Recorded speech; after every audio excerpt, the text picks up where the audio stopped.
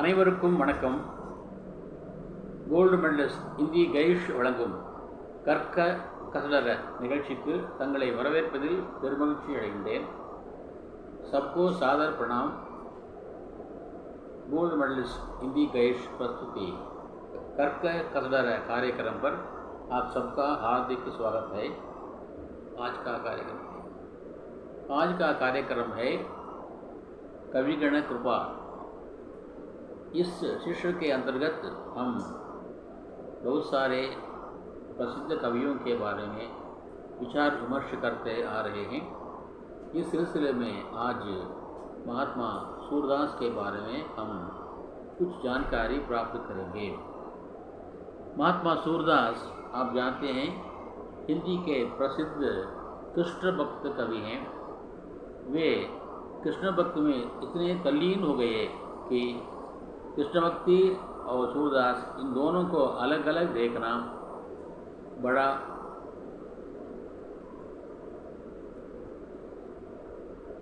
आसान नहीं हो पा रहा है, क्योंकि वे अपने सारे जीवन को कृष्ण भक्ति में लगा चुके हैं. इसलिए वे आज भी हिंदी साहित्य गगन में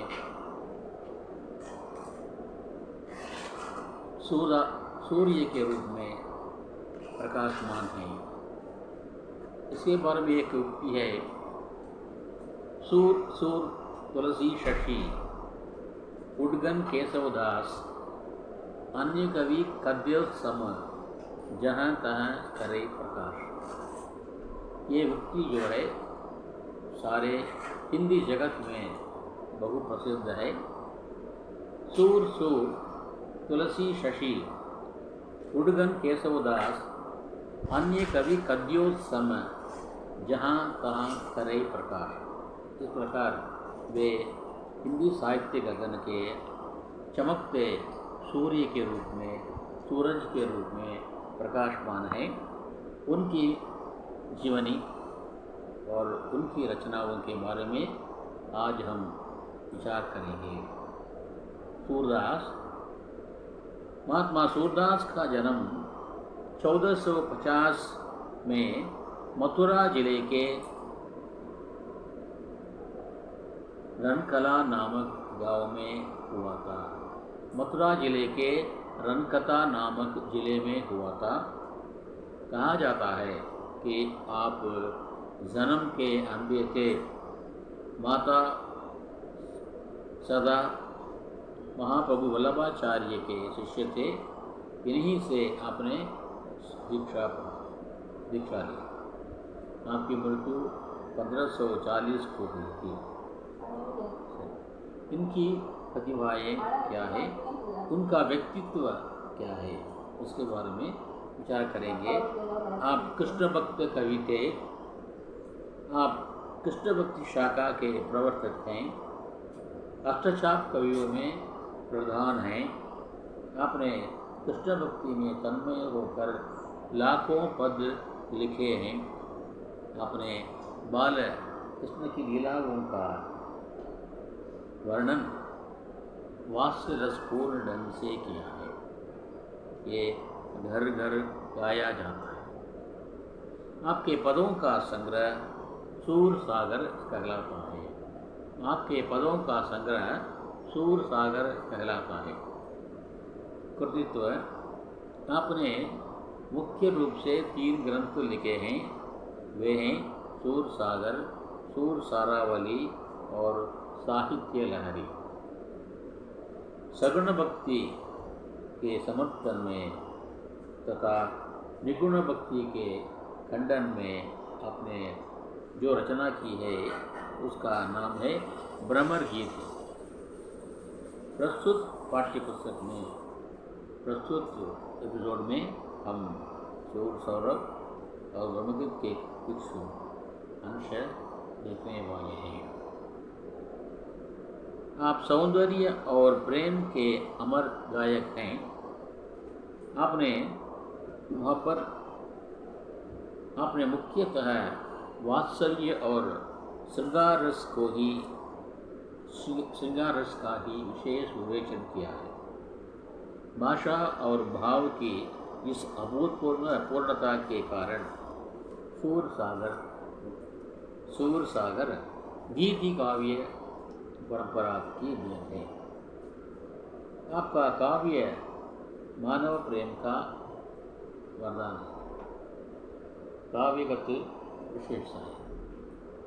सूर सौरभ, इसमें सूरदास ने विनय के गीत गाए हैं। वे भगवान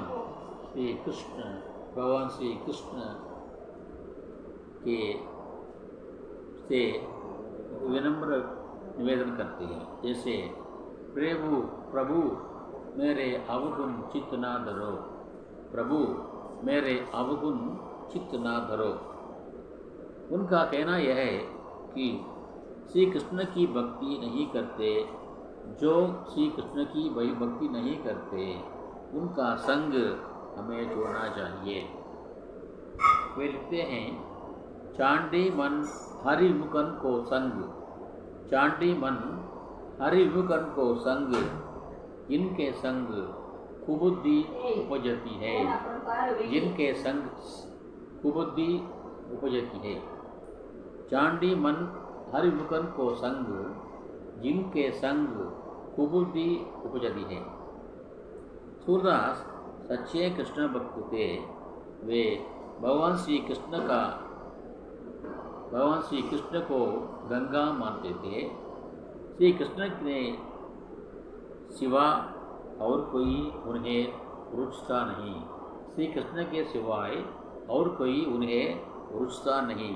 जैसे मेरा मन अनंत कहाँ सुख पावे, मेरा मन अनंत कहाँ सुख पावे। जैसे उड़ी जहाज की पंछी फिरी जहाज पे आवे, कमल नयन को चांडी परम गंग और देव को द्यावई, परम गंग को चांडी प्यासो दुर्मति कूप कनावे। इस प्रकार वे कृष्ण भक्ति का समर्थन करते हैं और निर्गुण का खंडन भी करते हैं। मेरे पास गंगा रूपी कृष्ण है, कृष्ण रूपी गंगा है मेरे पास, उसे छोड़कर मैं खारे कुएं का पानी क्यों पीऊँ। बाल लीला, सूरदास ने श्री कृष्ण की भक्ति में उनकी बाल लीलाओं का वर्णन इतनी मधुरता के साथ किया है, उतना और किसी ने नहीं किया है। कृष्ण के प्रति वात्सल्य भरे उनके हर शब्द पाठकों को मोहित करते हैं। श्री कृष्ण के मुँह से उतनी भाषा सुनकर यशोधरा आनंद विभोर होती है, जैसे मैया मोरी मैं नहीं माखन खायो, मैया मोरी मैं नहीं माखन खायो। आप सबको मालूम है कृष्ण लीला में कृष्ण माखन चोरी करता है। उसके बारे में अनेक गोपिकाएँ शिकायत करती हैं माँ यशोदा से, लेकिन वो नहीं मानती है, वो उसे नहीं मानती है और कहती है नहीं मैं नहीं मानूँगा, मैं नहीं मानूँगी, क्योंकि मेरा कृष्ण अच्छा है, वो दुष्ट लड़का नहीं है, वो माखन चोरी करने वाला नहीं है।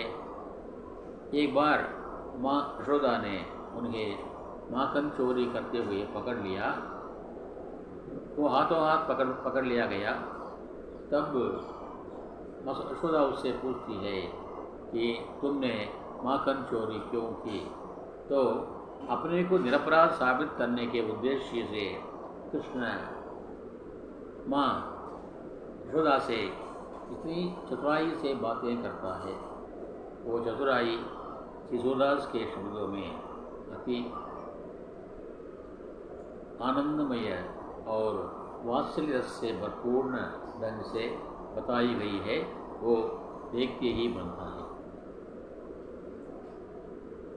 उसके बाद वो बार बार माखन की मांग करता है अपनी माता से, लेकिन माता यशोदा जितना चाहिए उतना ही देती है, लेकिन वो उसको और पाने के लिए विविध प्रकार के कल्पनाओं का सहारा लेता है और कहता है, मैया कबहू बढ़ेगी मेरी छोटी, भैया कबहू बढ़ेगी मेरी छोटी, इतनी बार कच्चा दूध पीता हूँ लेकिन अब तक ये रही छोटी, तू मुझे माखन नहीं देती, तू मुझे माखन रोटी नहीं देती, इस कारण ये मेरी चोटी जो है वो सिकुड़ी हुई है, छोटी होती जा रही है, बलराम की बेड़ने की तरह बढ़ती नहीं है, छुटती है, छोटी हो जाती है। इसके कारण यह है कि तुम मुझे माखन नहीं देती, माखन रोटी नहीं देती। इस प्रकार यशोदा से माखन रोटी पाने के लिए वो विभिन्न प्रकार की लीला करता है। ये भी सूरदास ने वात्सल्यमय शब्दों में हम सबको दिया है, जो पढ़ने योग्य है। उसके बाद मुझसे ये करता है अपने बड़े भाई बलराम के बारे में, उसके बाद उससे शिकायत करता है कि माँ मेरा बड़ा भाई ये जो है वो मुझे तंग करता है, तुम मुझे कोसती हो, मुझे मारती हो, मुझे गालियाँ देती हो, मुझे समझाती हो, लेकिन उसे यानी बलराम को कुछ नहीं कहती, उसे गाली नहीं देती, उसे नहीं समझाती। इस प्रकार अपने माता से बड़े भाई बलराम के प्रति शिकायत करता है। उसकी शिकायत भरी शब्दों को मैं आज आपके सामने कुछ पंक्तियाँ दिखाना चाहता हूँ। वो बोलता है कि कृष्ण शिकायत करता है माँ पे, मैया मोही दाऊ बहुत खिजायो, माँ मेरी प्यारी माँ, मेरा भाई जो है वो मुझे बहुत सता रहा है, तंग करता है, डिस्टर्ब करता है। मोसों कहत मोल को लीन हो, तू जसमती कब जायो, मोसों कहत मोल को लीनो, तू कब जसमती जायो। वो कहता है माँ यशोदा ने तुमको गोद लिया है, यानी तुमको दुकान से खरीद कर लाया है, तुम खरीद कर लाई हुई चीज़ हो, तुम माँ यशोदा के सच्चे पुत्र नहीं हो। तुम्हारी माता यशोमती यानी यशोदा नहीं है, तुम्हारी माता कोई और है, तू सत्य में तू माँ यशोदा का पुत्र नहीं है, तो और किसी और का पुत्र है, तुमको उन्होंने खरीद लिया है। और कहता है कहाँ कहो माँ यही रिस्क के मारे खेलन हो नहीं जाती। माँ वो बार बार ऐसा ही कहता है, मुझे इसके कारण उसके प्रति क्रोध आता है, इस क्रोध के कारण मैं उसके साथ खेलने कभी नहीं जाता। इसका कारण यह है कि उसकी बातों से मुझे नाराज़गी होती है और उसी के कारण मैं उसके साथ खेलने नहीं जाता हूँ। पुनी पुनी कहता है कौन है माता कौन है तात, अगेन एंड अगेन कहता है, बार बार कहता है, तुम्हारे पिताजी कौन है, तुम्हारी माता जी कौन है। यशोदा तुम्हारी माता जी नहीं है, नंद तुम्हारे पिताजी नहीं हैं। इस प्रकार वो बार बार कहता है। और इसके लिए एक और उदाहरण देता है, क्या वो यह है कि गोरे नंद यशोदा गोरी तू कत श्याम शरीर। देखो हमारे पिताजी नंद गोरे हैं, यशोदा भी गोरी है, लेकिन तुम काले हो, तुम्हारा शरीर काला है, ऐसा क्यों है? जब माँ गोरी है, पिताजी गोरे हैं, तो उनके संतानें कैसी होंगी? गोरी होंगी ना। लेकिन तू ऐसा नहीं है, तू काला है। इसका मतलब है कि तू नंद और यशोदा का पुत्र नहीं है। ये उसका एकमात्र प्रमाण है कि तुम्हारे रंग काला है, तुम काले रंग वाले हो। यशोदा और यशोदा और नंद दोनों गोरे हैं। यही इस बात का प्रमाण है कि तुम यशोदा और नंद के पुत्र नहीं हो। ये सुनकर चुटकी दे देता ग्वाल बाल सब, इसके देता बलबीर। ये देखकर मेरे साथ गायों को चराने वाले सभी ग्वाल बालक हंसते हैं, मेरे प्रति मजाक उड़ाते हैं, मेरा उपहास करते हैं, मेरे प्रति ताली बजाते हैं और मेरी दिलगी करते हैं। और इतना सब कुछ हमारा बड़ा भाई बलराम ही उन लोगों को सिखाता है। इसलिए मैं क्या करूं? मैं बहुत नाराज़ हूं उसके प्रति, इसलिए मैं उसके साथ खेलने के लिए नहीं जाता हूं। तू मोही को मारन सीख, दावोगी कबू न रिजे। तो हमेशा मुझे सताती हो, मुझ पर शिकायत करती हो, कभी कभी मुझे मारना भी जानती हो। तुम मारती भी हो, लेकिन बड़े भाई बलराम को कुछ नहीं कहती। मैं क्या करूं? इसका मतलब यह है कि जो वो कहता है वो सच है। मैं तुम्हारी बेटा नहीं हूँ, मैं तुम्हारी संतान नहीं हूँ, इसलिए तुम मुझे मारती है, सताती है, शिकायत करती है मेरे प्रति, लेकिन उसको कुछ नहीं करती है। कि ये इसका प्रमाण है कि मैं तेरा बेटा नहीं हूँ। मोहन को मुख समेत लकी वसुमती, सुनी सुनी रीझे।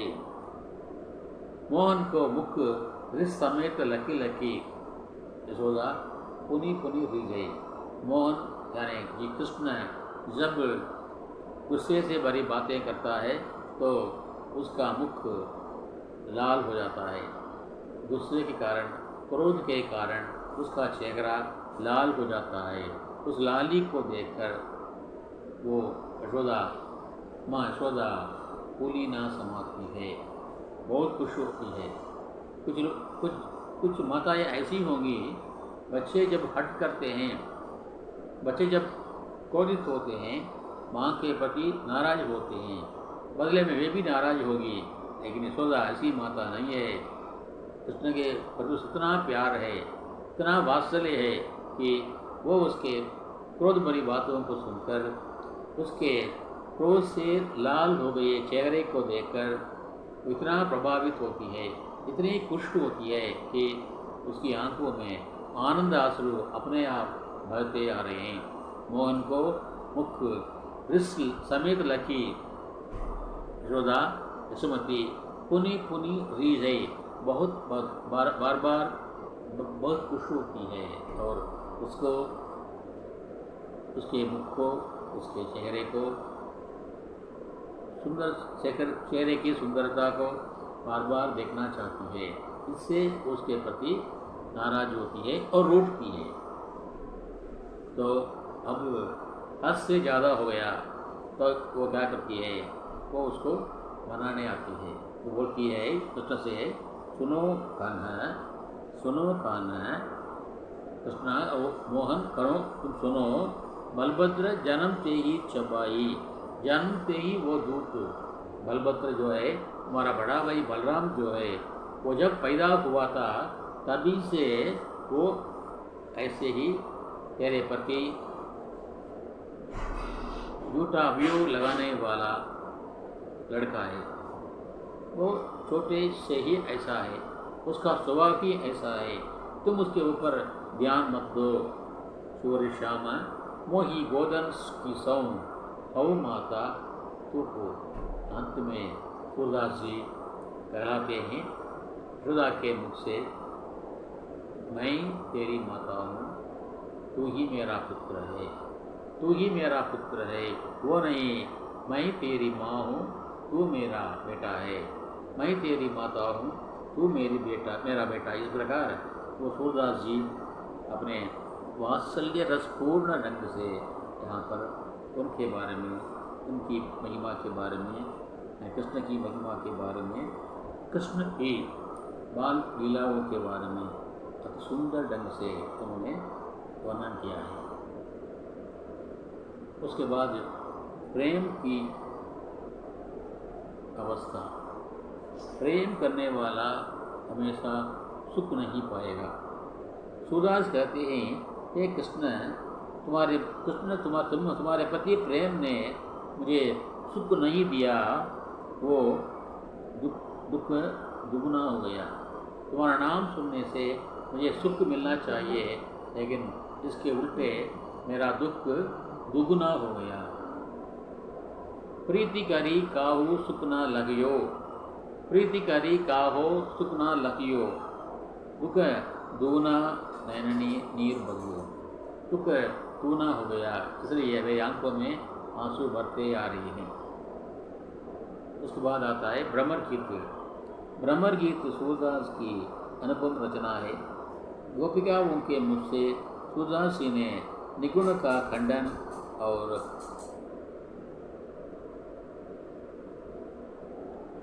मनमोहक ढंग से किया है। उद्धव और गोकुल के गोपिकाओं के बीच जो वाद विवाद संवाद चलता है, उसमें मधुरता है, वो अत्यंत अनुपम है। वे उसकी कथा इस प्रकार है। उद्धव श्री कृष्ण का सखा है, दोनों एक दूसरे से प्रेम करते हैं, लेकिन उद्धव निगुण परब्रह्म को उपासना करने वाला है, लेकिन कृष्ण चाहता है कि उसको सुधारना है। उसको अपने मुंह से कुछ बोलने से वो नाराज हो जाएगा, इसलिए उसे समझाना है, समझा कर उसे सगुण भक्ति में लाना है। इस विचार से श्री कृष्ण उसे गोकुल भेजते हैं, उसे समझाते हैं कि गोकुल की गोपिकाएँ मेरे प्रति प्रेम से तड़पती हैं, तुम वहाँ जाओ और निगुण का पाठ पढ़ाओ और उन्हें निगुण भक्त बनाओ और दोबारा यहाँ लाओ। इस प्रकार वो कृष्ण उद्धव को भेजता है। कृष्ण काला है और उद्धव भी काला है। यहाँ पर सूरदास जी ने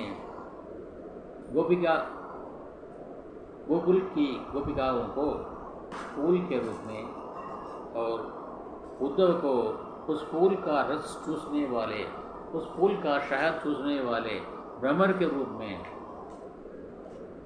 दिखाकर उसे गोकुल भेजते हैं। इसलिए इसका नाम है भ्रमर गीत। भ्रमर जा करके फूलों से मंडराता है और गीत गाकर उनको समझाने की चेष्टा करता है। यही भ्रमर गीत का सार है।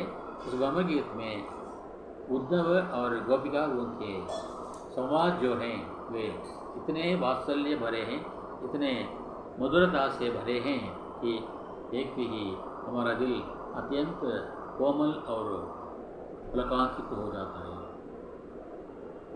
उद्धव उनको समझाता है कि आप सब लोग निगुण भक्ति में आ जावें, सगुण भक्ति कृष्ण भक्ति को छोड़ देवें, क्योंकि श्री कृष्ण हमारे पास आने वाला नहीं है, वो मथुरा का शासक बन गया है, इसलिए तुम यहाँ पर श्री कृष्ण के प्रति तड़पना नहीं। तो इसके उत्तर में वे कहती हैं गोपिकाएँ, निगुण कौन देश को वासी। यहाँ पर गोपिकाओं के मुँह से कबीरदास जी सूरदास जी स्वयं बोलते हैं। क्या बोलते हैं? निर्गुण कौन देश को वासी। हे उद्धव, तू कहता है कि निगुण का कोई रूप नहीं है, ठीक है, वो कौन देश को वासी। निगुण भक्त, निगुण वो परमात्मा किस देश में रहता है, किस देश में बसता है। सुनी है क्या कौन निर्गुण की? अच्छा, उस निर्गुण की कथा किसी ने सुना है क्या? अभी तक किसी ने नहीं सुना है। उस निर्गुण की कथा अभी तक किसी ने नहीं सुना है। रची पची जगत बनावत, रची पची जगत बनावत। तुमने उसकी कहानी को, उसकी कथा को अपने हृदय से कल्पना के द्वारा, कल्पना के साथ तुमने जो बना बना के हमको सुनाया है। रची पची अपना जनावत, सगुन सुमेरु पर प्रकट देखिए तो तुम तृण की ओर की दुरावत। यहाँ पर बहुत बड़ा पर्वत मेरु पर्वत रूपी कृष्ण हमारे सामने है। हम उसको देखते हैं, वो पर्वत के समान बहुत ऊंचा है, विशाल है, महान है। उसे हम देख रहे हैं और उसकी पूजा कर रहे हैं, और तुम कहते हो उसका कोई रूप नहीं है, वो तृण के ओट में है। तृण का मतलब है घास की ओट में है, ऐसा तुम कहते हो। इसे हम कैसे माने? மேருமலை என்று சொல்வார்கள். மேருமலை கத்தன் என்ற மேருமலை நம் கண்முன் இருக்கின்ற பொழுது அதை விட்டுவிட்டு நீ துரும்புக்குள்ளே பார், இறைவன் இருப்பார் என்று சொல்வதை நம்மால் எப்படி நம்ப முடியும்? சரி, உருவமற்ற இறைவன் என்றால் அவர் எங்கே இருக்கிறார்? அவர் எந்த ஊரிலே வாழ்கிறார்? அவருடைய பற்றிய கதைகள் என்னென்ன உள்ளன சொல்லுங்கள் பார்க்கலாம். யாரும் இதுவரை சொல்லவில்லை. ஏனென்றால் அனைத்தும் கற்பனை செய்து எழுதப்பட்ட கட்டுக்கதை. ஆகவே நாம் அதை கேட்க முடியாது. நம் கண்முன்னே கண்ணன் என்கின்ற மேலும் இருக்கின்ற பொழுது அதை விட்டுவிட்டு நீ குடும்பக்குள்ளே இருக்கின்ற அந்த பரபிரம்மத்தை நீ பார்த்து சொன்னால் அதை யார் ஏற்றுக்கொள்வது, யார் நம்புவது?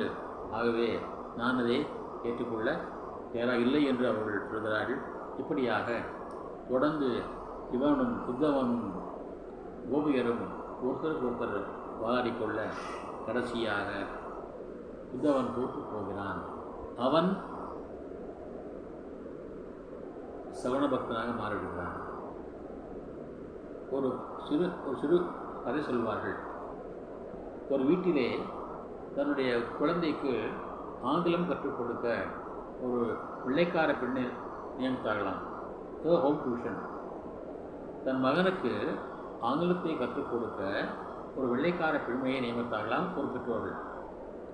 அந்த வெள்ளைக்கார பெண்மையும் வந்தாள். அந்த பிள்ளைக்கு ஆங்கிலம் கற்றுக் கொடுத்தாள்.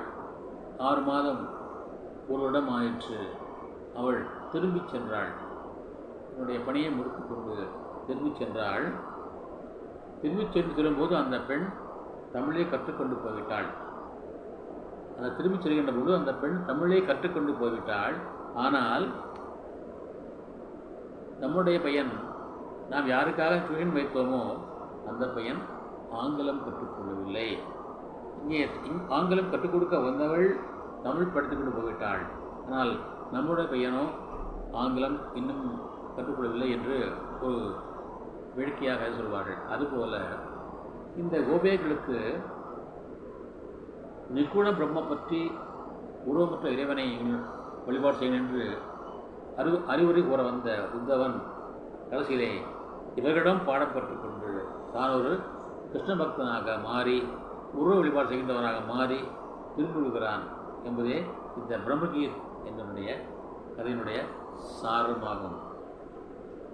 ஆகவே பிரம்மகீத் என்பது சூர்தாஸ் அவர்கள் தன்னுடைய கருத்தை ஆணித்தரமாக சொல்ல பயன்படுத்தப்பட்ட ஒரு கற்பனை படைப்புத்தான் பிரம்மகீத் என்பது.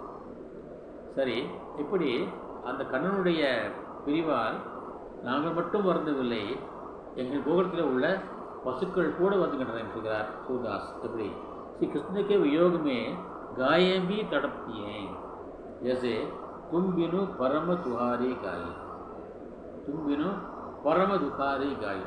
நான் ஏற்கனவே சொன்னேன், அடுத்த நேற்றைய சொன்னேன், ஒரு காவியத்தை பற்றி விமர்சிக்கின்ற பொழுது அதனுடைய பாவபக்ஷ கலாபக்ஷ இரண்டையும் பார்க்க வேண்டும் என்பதை நான் இதுவரைக்கும் தங்களுக்கு கூறியது பாவபக்ஷ. இன்றைக்கு அடுத்ததாக கலாபக்ஷ. பாஷா பல பாஷா மொழி வருகிறது. சூர்தாஸ் கி பாஷா பிரஜ பாஷாய். நேற்று நாங்கள் பார்த்தோம் கபிராசருடைய பாஷா சதுக்கடி பாஷா யா பஞ்சரங் பிஜிடி என்று அழைக்கப்படுகிற பாஷா. ஆனால் இவருடைய பாஷா முழுமையாக பிரஜ பாஷா. பிரஜ் மூவி என்று அழைக்கப்படுகின்ற அந்த துவாரகா, பிருந்தாவன், ஆக்ரா இந்த பகுதியிலே பேசப்படுகிற மொழிதான் பிரஜ பாஷா என்பது. அந்த முழுமையாக அந்த பிரஜ் பாஷா என்ற மொழியிலே அவர் படைத்தார். எப்படி நாம் தமிழிலே கோவை தமிழ், திருநெல்வேலி தமிழ், சென்னை தமிழ், கன்னியாகுமரி தமிழ் சொல்கிறோமோ அதுபோல இங்கே பிரஜபாஷா முழுமையாக பிரஜபாஷா என்ற இந்தியிலே படைக்கப்பட்டதுதான் இந்த சூதாசருடைய அனைத்து படைப்புகளும்.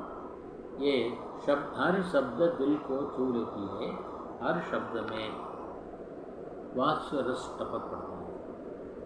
रस योजना सूरदास जी की रचनाओं में श्रृंगार, वीर, करुणा, वात्सल्य, भक्ति रस का पूर्ण संयोग है.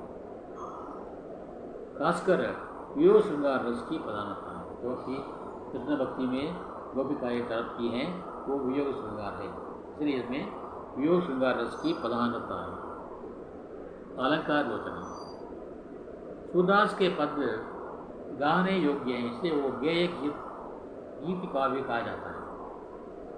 सूरदास के पद गाने योग्य हैं, उनमें अलंकार योजना अति मधुर है. विरोधाभास अलंकार, उपमा अलंकार, प्रतीक अलंकार, अनुप्रास अलंकार, यमक अलंकार, अतिशयोक्ति अलंकार आदि अलंकारों का प्रयोग खूब हुआ है. निष्कर्ष सूरदास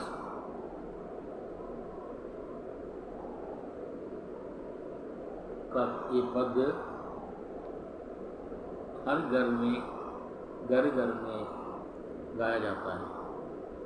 सूरदास पर भगवान पुष्टि मार्ग, भागवत, ब्रह्मांड पुराण तथा वामदेव पुराण और विद्यापति का प्रभाव भी पड़ा है.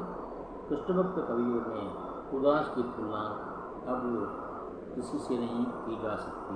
इस प्रकार सूरदास हिंदी साहित्य भवन के चमकते सूर्य हैं. मैंने पहले कहा था सूर तुलसी शशि गुड़गम केशवदास अन्य कवि कद्यो समय जहाँ तहाँ कहीं प्रकाश. अभी तक हमने सूरदास की रचनाओं के बारे में विचार विमर्श किया था. इनमें से हमें एक तत्व का आभास जरूर मिला है. वो तत्व है प्रेम, प्यार, वात्सल्य. सूरदास की सारी रचनाओं में प्रेम, प्यार और वात्सल्य रस की ही प्रधानता है. ये तीनों इसके पास एक साथ समाये हुए हैं. वही ममतामयी मानव कहलाता है. जिसके दिल में मानवता है वही मानव है. जिसके दिल में मानवता है वही मानव है. अगर मानवता के अंतर्गत क्या क्या आते हैं? प्रेम, प्यार और वात्सल्य. इन तीनों का समावेश जिसमें है वही मानवपन है, वही मानवता है. इस मानवपन को हमें बनाए रखना चाहिए. मानव में भेद नहीं मानना चाहिए. जाति के कारण, धर्म के कारण, ऊंच नीच के भेदभाव के कारण. देखिए राजा श्री कृष्ण राजकुमार है और गोपिका यानी गोपिकाएँ और माँ यशोदा ग्वाला वाले थे.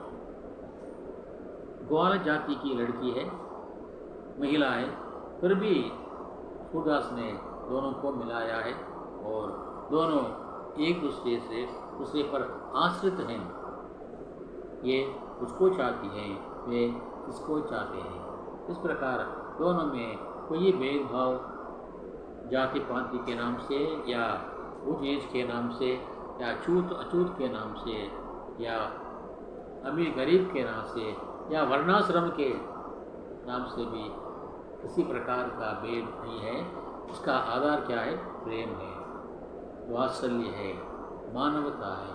यही सीख सिखाने श्री सूरदास ने इन काव्यों का,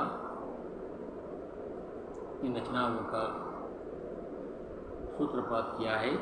हम सब उन रचनाओं को पढ़ें और आपस में अपने दिल में मानवता को बढ़ावें और मानवता को पढ़ावें और दिल दिल में मानवता को बढ़ावें, हर दिल में मानवता को बढ़ावें। इस भारत में जो विविधता है, विविध वर्ण, विविध रंग, विविध जाति और विविध रंग भेद और विविध खान पान, विविध वेशभूषा के लोग हैं, लेकिन हमारे विचार जो एक हैं, उसका आधार प्रेम है, उसका आधार प्यार है, उसका आधार वात्सल्य है, उसका आधार मानवता है। इसलिए हम मानव को मानव माने, किसी भी मानव को, किसी को, जैसे कि भार्या ने कहा है, 30 கோடி ஜனங்களில் முழுமைக்கும் ஒரு சங்கம், ஒப்பில்லாத சமுதாயம் உலகத்திற்கு ஒரு புதுமை என்று பாடினார். 30 கோடி மக்களின் சங்கமும் அனைத்துக்கும் பொது உடைமை, ஒப்பில்லாத சமுதாயம் उलग और क्यों என்று பாரதி பாடினார். इस प्रकार हम सबको मानवता को समाज में बढ़ावे. जैसे कि मैंने कल भी कहा था, दीप से दीप जलता है, प्रेम से प्रेम फलता है. दीप से दीप जलता है, प्रेम से प्रेम फलता है. इस प्रकार प्रेम को बढ़ावे, मानवता को सजावे, हर जगह मानवता को फैलावे, मानव में भेदभाव न बढ़ावे, सबके साथ एकता फैलाए. यही संदेश हमें सूर सागर से मिलती है. इसलिए संदेश को हम घर घर बढ़ावें और समाज में एकता लावें और सारे भारत को, यानी अंग्रेजों ने जैसे कि इंडिया कहा, इस इंडिया को, इस भारत को प्रेम से जोड़ें, प्रेम रूपी सूत्र से जोड़ें, नफरत को त्यागें, नफरत को छोड़ें और प्रेम को जोड़ें. यही संदेश हमें दिखाती है सूरदास की रचनाएँ. रचनाओं का सम्मान करें और हम घर घर मानवता को फैलावें और प्रेम को फैलावें. और जैसे कि प्रेम से प्रेम फलता है, दीप से दीप जलता है, दीप से दीप जलता है, प्रेम से प्रेम फलता है. ये प्रेम की ज्योति हर आदमी के दिलों में है, उसको जगावें, इस दीप को जगावें और प्रेम की दीपावली मनावें. इस संदेश का प्रतिपादन हमें सूर सागर से मिलता है. हम उसका रसास्वादन करें और समाज में, घर घर में, मानव में मानवता को बढ़ावें और प्रेम भाव को बढ़ावें. इसके साथ मैं आज का ये कार्यक्रम समाप्त करना चाहता हूँ. कल एक नए महान की जीवनी के साथ उसको लेकर के आपसे मिलूँगा. तब तक के लिए आप सुविधा लेता हूँ. आपका सेवक सुंदर राजन. धन्यवाद. जय हिंद.